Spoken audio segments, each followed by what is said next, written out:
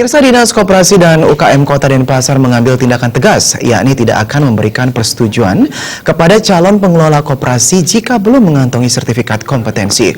Hal tersebut dimaksudkan guna mewujudkan pengelolaan koperasi secara profesional.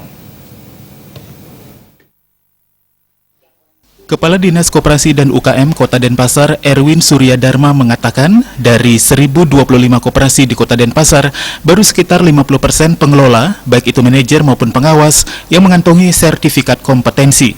Kedepan, pihak dinas menggenjot seluruh pengelola koperasi di Kota Denpasar bisa mengantongi sertifikat kompetensi melalui diklat uji kompetensi yang dilaksanakan secara berkala, baik untuk koperasi yang sudah berbadan hukum maupun yang sedang mengurus badan hukum.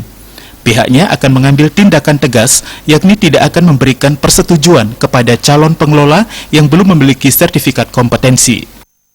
Nanti di dalam pemilihan pengurus koperasi ataupun yang akan mereka harus sudah memiliki sertifikat. Dan apabila tidak, akan kami pertimbangkan untuk menyetujui ketika mereka akan mencari surat untuk mengetahui. Dan kami akan pertimbangkan untuk menyetujui mereka menjadi pengelola. Karena ini merupakan suatu persyaratan bagi negeri ke depan agar pengelola koperasi dikelola orang-orang yang profesional.